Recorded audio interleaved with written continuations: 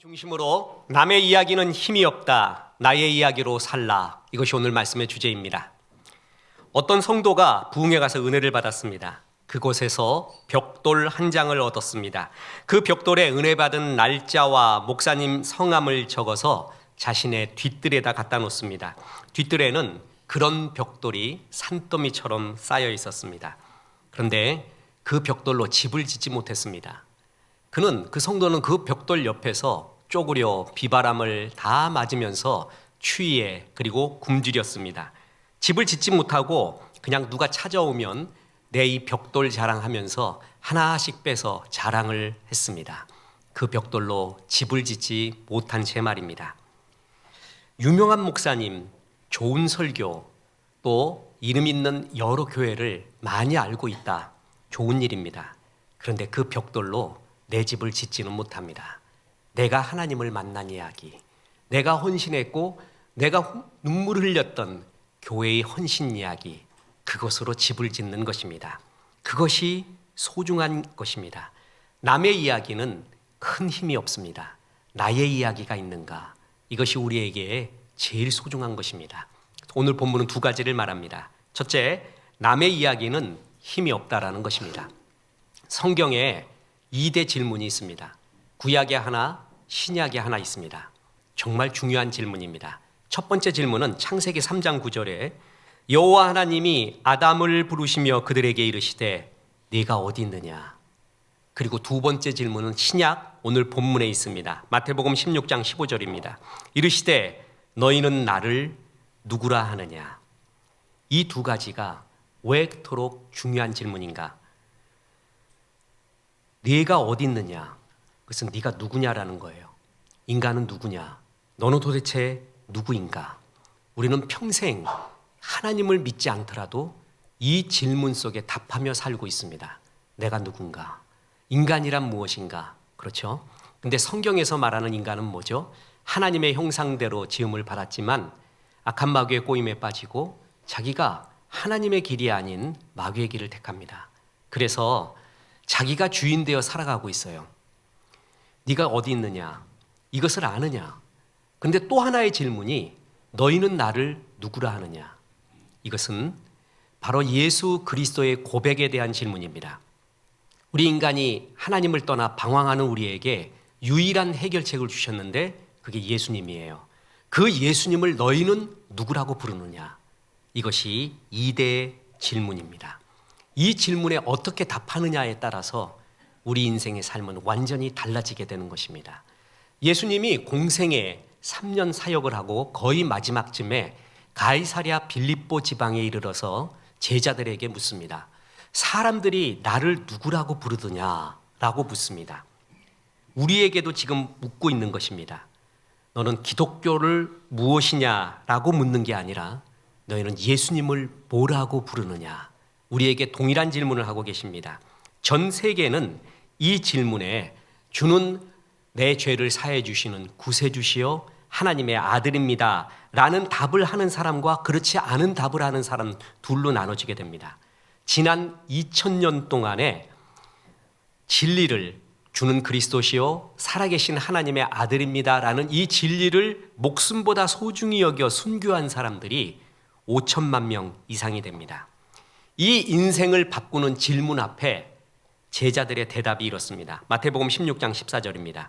이르되 더러는 침례 요한, 더러는 엘리야, 어떤 이는 예레미야나 선지자 중에 하나라 하나이다. 제자들은 사람들이 예수님을 침례 요한, 예레미야나 선지자 중에 하나라고 합디다. 그렇습니까? 어떻습니까? 라고 간접적으로 묻고 있는 겁니다. 구약의 마지막 성경인 말라기 4장에서 엘리야 같은 선지자 보낸다고 했거든요. 그러니까 예수님이 엘리야가 아닌가 아니면 거의 저분이 예수님이 아닌가라고 여겨졌던 침례 요한이 아닌가 아니면 구약의 눈물의 선지자여 선지자의 대표격인 예레미야나 여러 선지자 중에 하나라고 이야기합니다. 결론적으로 이들은 예수님의 부분을 봤지만 예수님이 우리의 구세주이신 것, 예수님의 본질을 보지 못했던 이야기들이죠. 일부 제자들도 예수님에 대한 자기 고백이 없이 남이 하는 이야기를 그대로 합니다. 누가 그러던데요, 예수님 목수의 아들이라고도 얘기하는 사람도 있습니다. 사람을 고치는 의사라고 말하는 사람도 있습니다.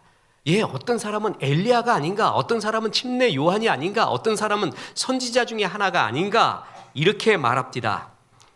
이 제자들은 모두 남의 이야기하고 있습니다.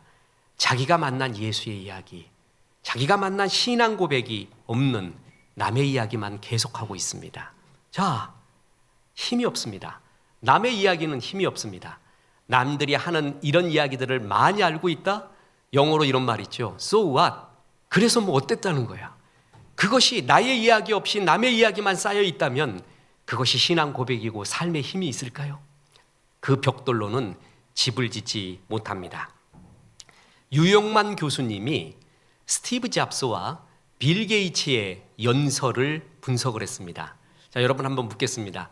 스티브 잡스하고 빌 게이츠가 다 졸업식 축하 연설들을 많이 했는데 누구의 연설이 더 감동적이고 사람들한테 영향력을 미쳤다고 생각합니까? 누구라고 생각해요? 잡스예요. 일부 예배를 잘 들으셨군요. 아니면 원래 인사이트가 있다고 봅니다. 유영만 교수는 단연 스티브 잡스라고 합니다. 왜 그러냐 하면 잡스는 개인적인 솔직한 감정과 실패의 이야기, 자기의 스토리를 말해요. 그런데 빌 게이츠는 전형적인 모범생으로서 모범 답안을 말한다고 합니다. 인생을 성공하려면 이렇게 돼야 되고 이렇게 해야 돼 라는 모범 양식을 말했대요. 그래서 잡스는 사람들을 선동하는 힘이 있고, 그리고 빌 게이츠는 논리적으로 선전할 뿐이다, 이렇게 말합니다.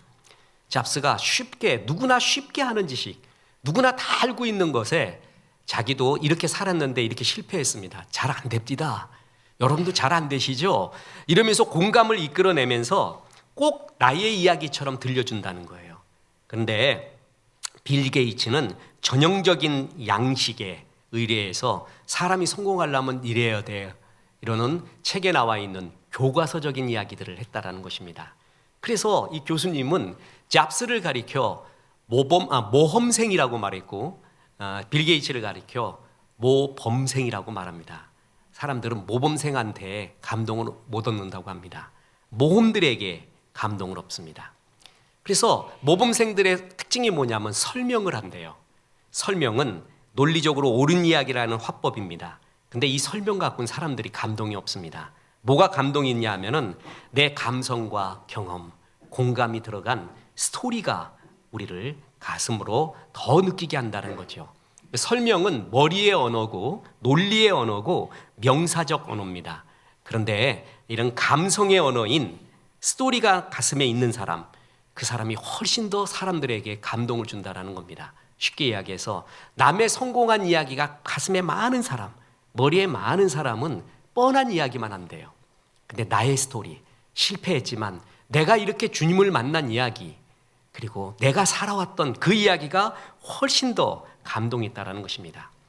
우리의 인생에 위기를 맞을 때가 있습니다. 뭐냐 하면 나의 이야기는 없고 남의 이야기만 많을 때입니다. 남일이 부러워요. 남들이 이렇게 살았대. 남들은 이렇게 성공했대. 남들은 이것도 가졌대. 이런 일도 이루었대.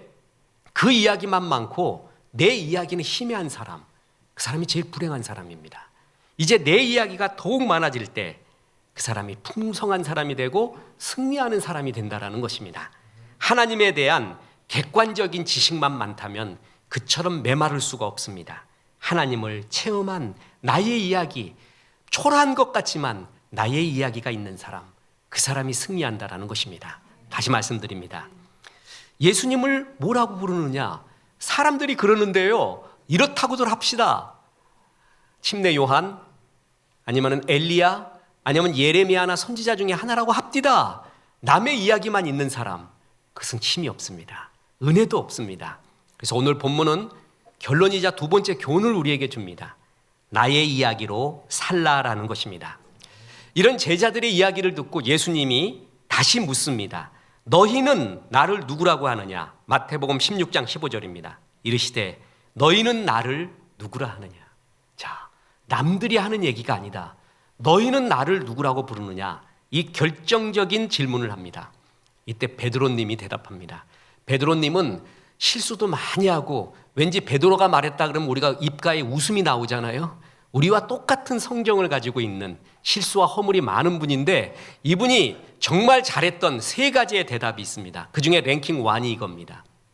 베드로가 대답합니다. 마태복음 16장 16절 시몬 베드로가 대답하여 이르되 주는 그리스도시요 살아계신 하나님의 아들이시니이다. 아주 기독교의 신앙의 예수님의 핵심을 말합니다. 그리스도, 이것을 히브리어로 하면 메사이아, 메시아라고 합니다. 구세주라는 뜻입니다. 그리고 하나님의 아들이라고 말합니다. 이 고백은 예수님에 대한 결정적인 고백입니다. 하나님의 아들이라는 이 사실은 이미 예수님이 침례를 받으실 때 하나님이 선포하셨던 이야기입니다. 보세요. 마태복음 3장 17절에 하늘로부터 소리가 있어 말씀하시되 이는 내 사랑하는 아들이요 내 기뻐하는 자라. 예수님이 침례받고 나오실 때 내 사랑하는 아들이라고 말했잖아요. 이 고백을 베드로가 그대로 한 겁니다. 베드로가 두 가지 핵심을 말해요. 메시아입니다. 그리스도입니다. 하나님의 아들입니다. 자, 하나님의 아들에 대해서는 설교를 참 많이 했습니다. 어렵지 않다고 그랬죠? 여러분, 소의 새끼를 뭐라고 불러요? 송아지. 전 어려운 거 안 묻습니다. 송아지는 크면 뭐가 되죠? 소. 그러니까 송아지의 본질은 뭐예요? 소입니다. 그러면 댕댕이의 새끼를 뭐라 그래요? 강아지라고 합니다. 이 강아지의 본질은 뭐죠? 개죠. 크면 개가 되는 거예요, 댕댕이. 그럼 하나님의 아들은 본질이 뭡니까? 하나님이죠. 어려운 거 없습니다. 하나님의 아들은 하나님이라는 얘기입니다. 그래서 베드로는 예수님에 대한 결정적인 고백을 했을 때 이 100점짜리 신앙 고백을 듣고 예수님이 정말 좋아했습니다. 그러면서 이것은 네가 혈과 육으로 안 게 아니다. 심리학적으로 안 게 아니고 네가 교회 옆에 살고 있었기 때문에 그랬기 때문에 예수를 아는 것도 아니고 하나님이 너에게 믿음 주시고 계시를 주셨다. 이렇게 말합니다. 보세요. 마태복음 16장 17절 예수께서 대답하여 이르시되 바요나 시몬아 네가 복이 있도다. 이를 내게 알게 한 이는 혈육이 아니요 하늘에 계신 내 아버지시니라. 그러면서 그렇게 좋아하셨습니다. 나의 이야기가 있는가? 나의 신앙 고백이 있는가? 그게 힘이 있습니다. 우리는 그것으로 사는 것입니다. 요즘 찬양 모르는 것들도 너무 많아서 여러분 소외되는 경우도 많고 그래서 찬송가를 찬양 인도자들에게 많이 섞어라 그렇게도 이야기하는데 저도 한때 막 찬양 인도 뭐 작사 작곡 번역까지 다 했는데 요즘 아는 것들이 점점 희미해져서 괴롭습니다. 근데 젊었을 때 대학 다닐 때 불렀던 여러 찬양이 있는데 잊혀지지 않는 게 마리아의 노래 내 영혼 주 찬양하며 하나님 내 구주를 기뻐함은 그렇게 좋았어요. 보통 그때 필 받았을 때 찬양 부르면 한 2시간 불렀습니다. 룸에서 그렇게 좋아서 그걸 부르고 오 주님 오 주님 땅과 하늘 지으신 주 사랑하는 나의 아버지 그렇게 좋았어요.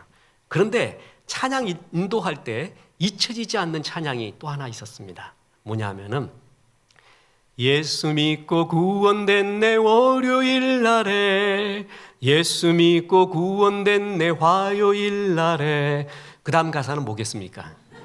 수요일이죠. 목요일이고 난 어려운 거 안 묻는다 그랬습니다. 그리고 주일까지 나갔어요. 그러면 예수 믿고 구원된 내 월요일 날에 그러면 월요일에 구원받은 사람 나와요. 화요일 날에 그럼 화요일 날 나와요. 수요일 주일까지. 근데 아직도 앉아있는 사람이 태반이에요. 그럼 어떻게 부르는 줄 아세요? 예수 믿고 구원된 내 모르는 날에 몰라요. 그날이 언젠지 몰라요. 그런 사람도 있는 거예요. 그럼 거의 다 나와요. 그럼 예수 나 믿었네 예수님 찬양 그러면서 그거를 집회 내내 부르는데 그렇게 좋아요. 그렇게 기뻐요. 가슴이 막 벅차요. 바로 이런 찬양 여러분 월요일이건 화요일이건 수요일이건 예수 만난 날은 다 아름답습니다. 어떤 사람은 이렇게 만나고 어떤 사람은 이렇게 만나잖아요. 그 모든 이야기가 다 독특한 것이고 다 기적이고 다 소중한 것입니다. 저 사람이 만난 이야기만 소중한 게 아니라 내가 만난 이야기, 월요일 만났건 화요일 만났건 수요일 이런 방법으로 만났건 저런 방법으로 만났건 나의 이야기, 내가 만난 예수의 이야기가 그렇게 소중한 것입니다. 저는 집회 때마다 또 우리 극동방송에서도 수없이 간증을 했습니다. 내가 만난 하나님. 중2 말 때 정동교회에서 미국인 선교사 그룹에게서 복음을 듣고 주님을 만났다고 얘기했죠. 저는 전형적인 바울 스타일입니다. 바울. 다메섹에서 급변하게 주님을 체험했던 바울. 그래서 그는 그것을 그렇게 소중히 여기며 바울 서신에 곳곳에서다가 그 간증을 해놓지 않습니까? 저도 그 주님 만난 이야기하면은 지금도 소름이 돋고 그렇게 좋을 수가 없습니다. 어메이징 그레스를 이렇게 부를 수가 있구나. 처음에는 내가 한국에서 들었던 어메이징 그레스를 미국인 선교단들이 부르는데 너무 불경건하고 경거망동하게 부르는 거예요. 어떻게 어메이징 그레스를 저렇게 부를 수가 있는가? 복장도 너무 심했어요. 밀가루 푸대 같은 걸 입고 와가지고 또 경건하게 좀 이쁘게 이렇게 수수하게 화장을 해야 되는데 진하게 하고 루즈도 엄청 밝은 거, 귀에는 아직도 잊혀지지 않는 게 그 귀에 지하철 손잡이만한 그거라 그랬죠. 그리고 지금도 기억나는 게 있어요. 목걸이도 스님 묵주알같이 그냥 희만한 거. 그리고 흔들어대면서 불러요. 근데 그게 그렇게 좋을 수가 없었어요. 그때. 그리고 그것이 주님을 만나는 시작이었고 복음 듣고 요한복음 3장 16절 그 쉬운 것으로 주님 영접하고 밤새도록 하나님을 아버지라고 부르고 그렇게 아버지라고 부르는 게 좋았는데 새벽 닭이 우는 것 같은 새벽이 옵니다. 예수님이 새벽 닭 울 때, 베드로가 새벽 닭 울 때 그렇게 울었듯이 그 새벽이 오는 걸 느끼고 결심을 했잖아요. 내가 이렇게 살아서는 안 된다. 어떻게 58명 중에 56등이냐? 이게 인간이냐? 예수 믿는 사람이 이렇게 살아서 되겠는가? 주께서 나를 사랑하시고 비전이 있다고 했는데 이렇게 살아서는 안 된다. 그날 하루에 결심을 했습니다. 하루에. 이것이 내가 주님 만난 이야기예요. 이것은 나의 이야기예요. 여러분은 다를 것입니다. 그 이야기가 더 소중한 거예요. 여러분, 제가 누차 말하지만 저는 특별 간증 같은 걸 별로 좋아하지 않습니다. 왜냐하면 너무 독특하고 특별한 간증, 강인하게 만난 그 간증이 있잖아요. 그러면 나의 간증이 너무 압권을 당해요. 나의 간증은 너무 초라해 보여요. 저렇게 만나야지만이 진짜인 것 같아요. 나의 이야기가 내가 주님 만난 이야기는 아닌 것 같기도 하고 너무 초라해 보여요. 그래서 그런 거 별로 좋아하지 않습니다. 내가 평범하게 만난 이야기, 내가 주님 사랑했던 이야기, 지금까지 살아온 나의 스토리, 그게 가장 힘이 있고 가장 소중한 것입니다. 특히 무명의 이야기일수록 더욱 좋습니다. 왜 그런 줄 아세요? 하늘나라에 상급이 있기 때문에 그렇습니다. 제가 제 아내한테 하는 말이 있습니다. 이거는 하늘나라의 상급을 위한 것이야. 현실적인 아무런 도움도 어떤 것도 없이 오히려 내가 헌금도 하고 그러나 온 영혼을 다 바쳐 집회하는 모임들, 그런 게 있습니다. 젊은이 집회, 또 탈북 모임, 이런 비전 집회, 선교사 모임, 이런 데는 그렇게 해줘야 됩니다. 그래서 7월 달에 그것이 2개나 있었습니다. 그래서 이건 하늘나라의 상급이 쌓일 기회야 그랬는데 우리 침례교가 지금 요즘 너무 힘들어서 2개가 다 취소돼 버렸습니다. 상급이 조금 놓쳐졌습니다. 아무도 알아주지 않는 것, 아무런 보상도 없는 것, 그거 슬퍼하지 마십시오. 그게 상급이에요. 그게 하나님이 알아주는 보응이고 하나님이 기뻐하는 일입니다. 오늘 우리가 일부 예배 때 최선영 집사님 15년 교사 근속 감사패와 선물을 드렸습니다. 누가 알아줍니까? 아무도 안 알아줘요. 그러나 하늘나라에 가봅시다. 자, 하늘나라에서 제일 먹고 싶은 거 뭐라고요? 만나. 이제 설교를 열심히 들어요. 우리 만나 꼭 먹읍시다. 하늘나라 가서 남겨둔 게 있을 거예요. 그리고 뭐가 낫나 보세요. 세상에서 받았던 감사장, 상장, 1등 다 없어집니다. 교회에서 이름 없고 빚도 없는 나에게 교사 임명증 준 거, 첫 서리집사 임명증 준 거, 장로 됐다고 권사 됐다고 감사패 주고 임명장 준 거, 이렇게 교사 열심히 했다고 감사패 준 거, 그거 세상에서 아무것도 아니죠. 하늘나라에서는 그거밖에 없습니다. 인생 아무것도 아니에요. 안개 같고 바람 같습니다. 그거 남는 거예요. 그거 정말 소중한 거예요. 이런 걸 소중히 여길 줄 아는 믿음, 나의 스토리, 하나님 앞에서 이 나의 스토리 있는 것. 저는 취준생이라고 그러죠. 취업 준비하는 학생들에게 예수님을 드러낼 수 있는 예수님을 부인하지 않을 수 있는 좋은 자기소개서가 있다고 생각을 합니다. 난 주일학교 교사를 몇 년 동안에 성실하게 했습니다. 이런 이야기. 아무것도 아닐 것 같은데 만약에 내가 인사 담당자라고 하면은 굉장히 감동받을 거예요.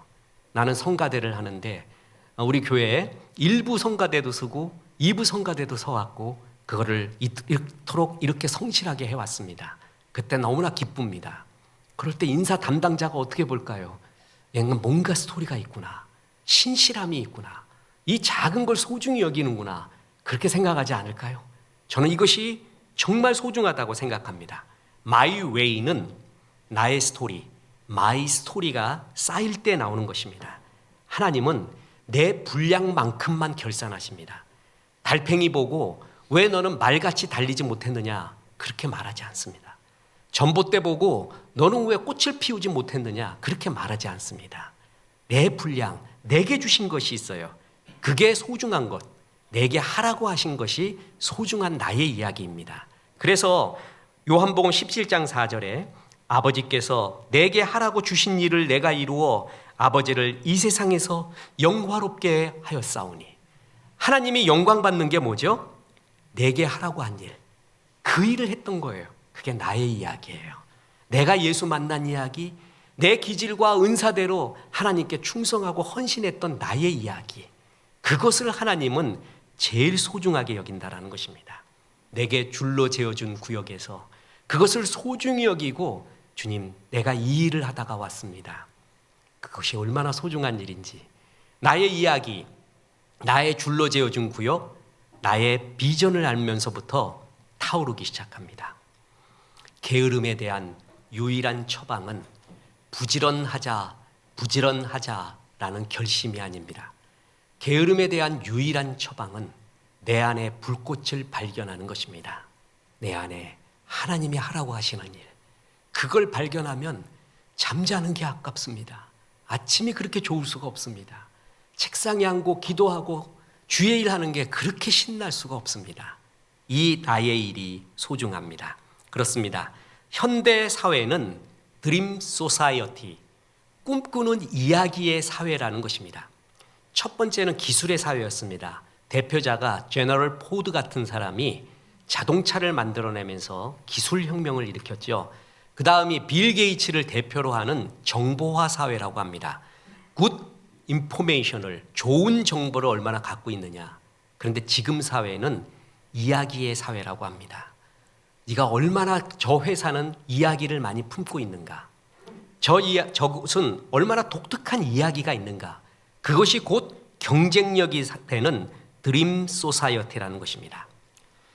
코펜하겐 공항에서 그린랜드의 빙원을 통째로 사들인 적이 있습니다. 그 빙원을 그대로 사갔고요, 그 얼음들을 각 얼음으로 만들었습니다. 그래서 VIP 라운지와 항공기 1등 고객에게 제공을 합니다. 그러면서 그냥 얼음입니다라고 하지 않고 이런 카드를 적어줍니다. 이 얼음에는 피라미드가 만들어지기 훨씬 이전의 공기, 곧 태고 쪽 숨결이 담겨져 있습니다. 그냥 얼음을 물리적으로 분석하면 그냥 물 되는 거예요. 근데 이 얼음 뭔지 아세요? 그린랜드의 얼음인데요, 이집트 피라미드가 만들어지기 전 그 태고 쪽 신비가 켜켜이 쌓인 게 이 빙하였습니다. 이거를 잘라서 여러분 우리 1등 고객에게 제공하는 겁니다. 그러면 먹을 때 기분이 어떨까요? 그냥 얼음이 아니라 태고의 신비 같은 이야기를 먹는 듯한 느낌, 그런 느낌이 들잖아요. 기분이 좋은 거예요. 아무것도 아닌 것 같았는데 이 이야기를 들으니까 태고의 맛을 보는 듯한 그 마음을 드는 거, 그게 우리 인생들의 마음이라는 거예요. 저는 젊은이 만나면 꼭 물어보는 게 두 가지가 있다고 했죠. 하나가 좋아하는 아이돌이 뭐냐, 지금 최고 인기 있는 그룹이 뭐냐는 걸 물어봐요. 그리고 메모까지 합니다. 근데 한 달마다 바뀌어요. 그래서 야, 이건 지금 안 되겠다, 이거 아무리 적어도 안 되겠다, 소녀시대도 이미 이제 중년시대가 됐고, 소방차는 이미 다 지나가 버렸고, 이게 안 되겠구나. 벌써 그렇게 돼버렸어요. 슈퍼주니어인가는 이제 중년 주니어가 돼버리고, 그래서 이건 메모해도 별 의미가 없다 그러는데 휴대폰을 물어봅니다. 너 스마트폰 중에 갤럭시 쓰냐 아이폰 쓰냐는 걸 꼭 물어봐요, 젊은이들한테. 그리고 자기 아이폰 쓰는 게 젊은이들이 많아요. 그럼 물어봅니다. 왜 쓰냐라고 물어봐요. 왜? 갤럭시하고 뭐가 차이가 나? 무슨 기능의 차이가 나고 뭐가 나지? 그러니까 기능적인 차이에 대해서는 별 말 안 해요. 무슨 말 하는 줄 아세요? 이 아이폰 갖고 있으면 뭔가 있어 보인대. 좀 있어빌러티, 있어 보이는 능력.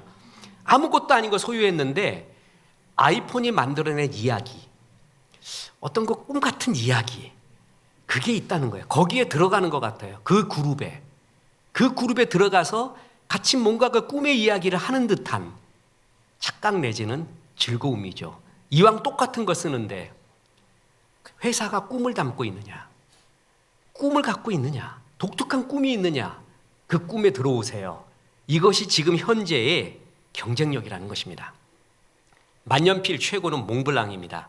전 세계 만년필의 70%를 좌우하고 있습니다. 요즘 만년필 연구를 많이 합니다. 이유 두고 있고. 그런데 이 몽블랑에서 1990년대부터 새로운 전략을 하나 피기 시작했는데 만년필에 인격을 부여하기 시작을 했습니다. 만년필에 이야기를 품게 만들기 시작했다는 것이죠. 뭐냐 하면 작가 시리즈를 만들기 시작했습니다.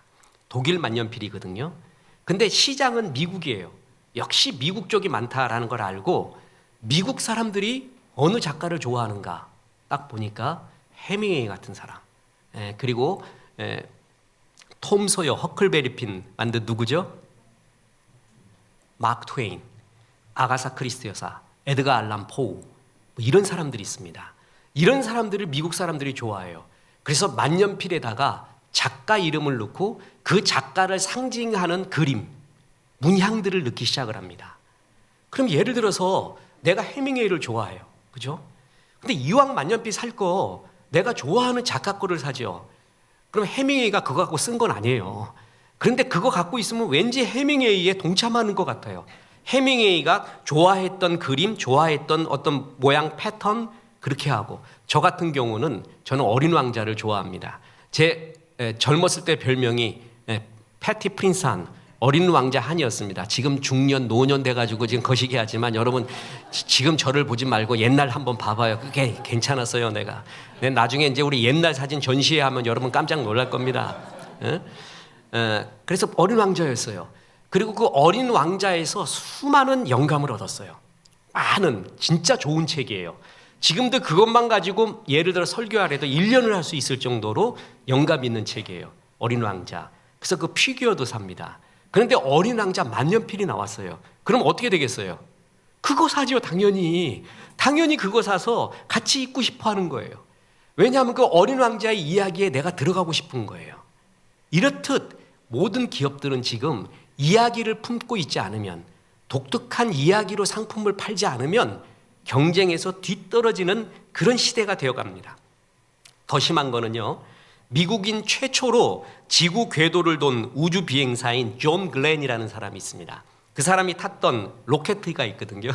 그 로켓의 일부 이제 박물관에 있는데 일부를 뜯었어요. 그래서 그 뜯은 제품 갖고 만년필을 만들었어요. 뜯은 걸로. 더 심한 것도 있습니다. 1972년 베이징을 방문한 리처드 닉슨 대통령은 만년필 2개를 갖고 갑니다. 그래서 그걸 가지고 서로 계약서에 사인하자는 거예요. 그래서 중국 주석에게 주고 자기도 가지려고. 그 만년필이 뭐냐 하면은 아폴로 15호가 달에서 수집한 그 먼지가 부착된 금속판, 그거를 몸통에 붙였어요. 그러니까 한정판으로 300개가 남았는데 그 300개에는 아폴로 15호가 달에서 갖고 온 먼지, 그 먼지를 금속판에다가 이렇게 채취를 했는데 그거의 일부가 붙어 있는 거예요. 진짜 웃기지 않습니까? 그런데 그걸 자꾸 얘기하는 거예요. 와, 이거 아폴로 15 달에서 먼지 붙었다. 달에 먼지 있는 거야. 그러면 가지면서 되게 좋아해요. 뭔가 신나요. 뭔가 된 것 같아요. 카메라에서는 독일제 하셀브라드라는 것이 있습니다. 이 사람들은 평생 달에 간 카메라로 먹고 삽니다. 그 달에 아폴로 11호가 가서 카메라 들고 있는 모습 있잖아요. 그게 하셀브라드입니다. 우리는 달에 갔다 이거예요. 달에 간 카메라라 이거예요. 근데 지금 내가 핫셀을 사면 달에 간 건 아니에요. 근데 달에 간 이야기를 품게 돼요. 그렇게 좋을 수가 없어요. 이게 인간이에요. 인간은 이야기를 좋아해요. 이야기의 힘이 이토록 강한 거예요. 성도님 신방 가면은 벽이 넓은 집이 참 부럽습니다. 거기에 그림이 걸려 있는 집이 참 좋은데, 우리 김인옥 권사님 댁 신방 가면은 거기 김종회 화가의 그림이 3점인가 이렇게 있습니다. 설악산부터 해서. 그러면 신방 가서 은혜를 끼쳐야 되는데 저는 그거 보는 게 일단 그 강렬한 색감, 그림, 선, 그걸 느끼고 싶어요. 원본이잖아요, 원본. 모나리자 머그잔에 있는 거, 티셔츠에 있는 거하고 원본 보는 거하고 다르지 않습니까? 그래서 원본을 느껴요. 이게 도대체 무슨 그림인가? 그리고 굉장히 느낌도 좋고 아주 마음도 상쾌해져요. 근데 어느 성도님 집에 갔더니 놀란 그림을 하나 보여줍니다. 이런 유명한 그림도 있었어요. 근데 그거 말고 목사님 제가 제일 좋아하는 그림이래. 그러고 보여왔어요. 보니까 크레용 같은 걸로 그린 아무것도 아닌 반추상화의 그림인데 자기는 이게 제일 좋대요. 그래서 무슨 일인가 라고 봤더니 요즘 화가 중에 궁중음악가와 궁중화가가 있듯이 이 궁중화가 같은 사람이 저 사람의 삶의 이야기를 듣는데요. 화가가. 나 어렸을 때 어디 태어났습니다. 어떻게 자라났습니다. 어느 초등학교 나오고 어떻게 됐습니다. 어떻게 됐습니다. 지금 어떤 실패를 했고 지금 어떻게 성공하고 이까지 살아온 이야기를 쭉 들어요. 화가가.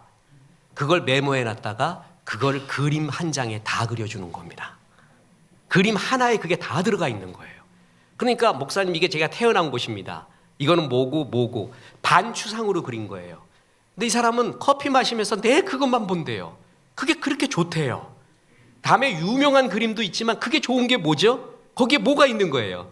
나의 이야기예요. 나의 이야기. 내가 저기에 있는 거예요. 내가. 남의 이야기는요 힘이 없는 거예요. 내 이야기가 들어가 있는 것, 그게 애착이고 하나님이 기뻐하는 것도 바로 나의 이야기예요. 나의 이야기. 그러니까 그 그림이 그렇게 좋대. 나한테는 아무 소용이 없어요. 내가 어디서 태어나고 뭐 좀 나하고는 상관도 없어요. 근데 이 사람은 그렇게 좋은 거예요. 어린 왕자가 자기 별에 사랑하는 장미 하나가 있었습니다. 그 장미가 그래도 아름다웠는데 지구별 여행을 하다 보니까 그 장미보다 더 아름답고 완벽한 장미가 수만 송이 피어 있는 거 보고 멘붕이 옵니다. 나는 내 별에 장미만 이쁜 줄 알았는데 이 장미가 수만 송이 피어 있다니 멘붕이 왔어요. 그랬더니 사막의 여우 현자지요 이렇게 말합니다. 그래도 말이야, 그 너의 별에 있는 장미가 제일 소중해. 왜 소중한지 아니? 너의 이야기, 너의 눈물, 너의 시간, 너의 마음, 너의 열정, 그 모든 것이 그 장미에 들어있지 않니? 그 장미가 제일 소중한 것이야. 이렇게 말했습니다. 내 장미, 나의 이야기가 들어가 있는 장미가 제일 소중하다는 것입니다. 또 이야기하겠습니다. 미츠키 아키코라는 승무원이 있습니다. 이 사람이 외국 항공사 이렇게 해외 항공을 하면서 16년 동안 퍼스트 클래스 담당자였습니다. 이 사람이 퍼스트 클래스 승객들은 어떤 습성이 있는가를 갖고 책을 쓴 게 퍼스트 클래스 승객은 펜을 빌리지 않는다라는 책이에요. 거기에 보면 퍼스트 클래스 사람들의 특징이 있는데 손에 역사책이 들려있다. 절대 펜을 빌리지 않는다. 항상 메모할 준비하고 있다는 거예요. 끊임없이 메모한다. 낯선 사람을 경계하지 않는다. 그리고 또 하나, 자기만의 명품이 있다. 비싸다라는 명품이 아니라 어떤 사람이 낡은 가죽 가방을 늘 들고 다니더래요. 뭔가 하고 봤더니 자기 아버지가 물려준 거래. 자기 아버지의 눈물과 힘이 여기 다 있대. 그거를 소중히 여기는 자기만의 명품. 어떤 사람은 아버지가 물려준 만년필, 그걸 가지면 아버지의 의지, 사랑을 생각하는 그런 걸 소중히 여기는 자기만의 명품들이 있다라는 거예요. 그게 뭐죠? 나의 스토리입니다. 나의 이야기가 있는 사람, 그 사람이 명품 인생입니다. 상품도 공동체도 자기의 이야기가 있는 것이 명품 공동체, 명품 상품입니다. 그렇듯이 나의 이야기가 있는 인생이 명품 인생입니다. 여러분 지금 많은 분들이 인생 후반전을 맞았습니다. 후반전 전에 하프타임이 있죠. 전반전, 하프타임, 후반전 있는데 그 어느 때가 후반전인가 나이하고 상관없습니다. 조금만 기도해 보면 내가 지금 하프타임이구나라는 걸 알아요. 그때 준비하는 거예요. 그리고 후반전을 맞이하게 돼요. 하프타임은 반드시 있습니다. 후반전은 전반전과 달라야 됩니다. 전반전은 먹고 살기 위해 내 포지션 위에 달려옵니다. 근데 후반전은 의미를 쫓아야 됩니다. 의미, 내가 살았던 의미, 살아오는 의미. 이 의미 없이 전반전과 똑같이 정신없이 달려온다면 우리는 아무 의미 없는 깡통 인생이 됩니다. 아무리 좋은 이야기 듣고 벽돌로 쌓아놓고 이 이야기 쌓아놔도 그 벽돌로 집을 짓지 못합니다. 그거 자랑해도 아무 소용이 없습니다. 후반전은 하나님을 사랑하는 이야기, 하나님이 내게 하라고 하신 일을 질주했던 그 표대를 향해 달려갔던 나의 이야기, 그 의미가 계속 쌓여가야 됩니다. 하나님과 동행한 이야기, 이 이야기가 가장 아름다운 이야기입니다. 주는 그리스도시요 살아계신 하나님의 아들이시니이다. 이 강한 고백 가운데 하나님, 내게 이런 일을 하라고 하셨지요. 이런 일을 내 기질과 나의 은사와 나의 모든 걸 통해서 말씀하셨지요. 전 그것을 달려갈 때 행복했습니다. 그렇게 하루하루 하나님과 동행했습니다. 이 나의 이야기. 그래서 창세기 5장 24절 끝으로 말씀드립니다. 에녹이 하나님과 동행하더니 하나님이 그를 데려가심으로 세상에 있지 아니하였더라. 에녹도 죽었습니다. 그런데 죽었다고 이야기하지 않습니다. 하나님이 데려갔다고 합니다. 하나님과 동행한 나의 이야기가 있는 사람, 그 사람은 죽는 사람이 아닙니다. 하나님이 같이 이 세상을 동행했듯이 천국에서도 영원히 동행하려 데리고 가시는 사람, 그런 사람이 됩니다. 여러분, 내가 하나님과 동행한 이야기, 내가 우리 교회에서 눈물을 흘리며 헌신했던 이야기, 이름 없이 빛도 없이 사람을 살려냈던 그 이야기가 제일 소중합니다.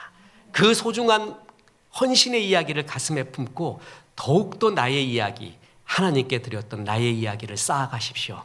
그래서 하나님이 기뻐하는 축복의 통로 되시기를 주 예수의 이름으로 축원합니다. 하나님 말씀 생각하며 찬송합니다. 나의 힘이 되신 여호와여.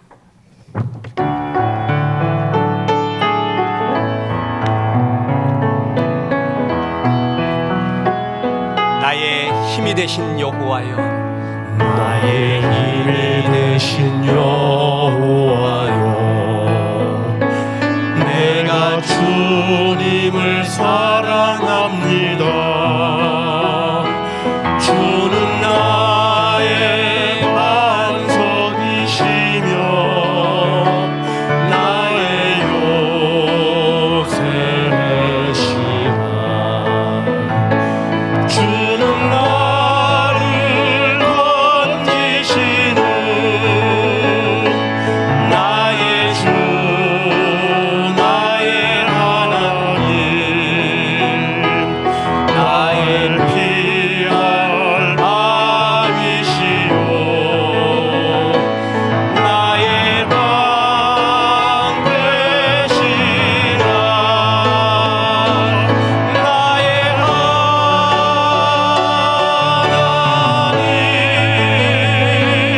나의 하나님,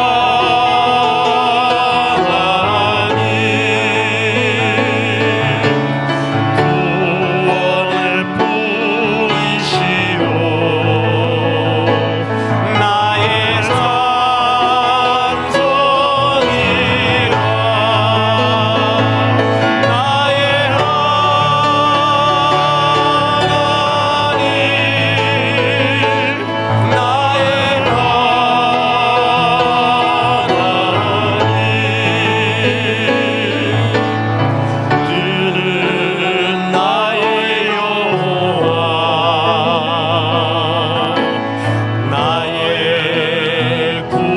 구세주. 이제는 우리 구주 예수 그리스도의 은혜와 하나님의 크신 사랑과 성령님 주님과 동행한 나의 이야기를 소중히 여기라 말씀하심이 이 말씀에 아멘한 성도들에게 함께 하셔서 이제부터 끝날까지 크신 영광 받으시옵기를 우리 구주 예수 그리스도 이름으로 축원하옵나이다. 아멘.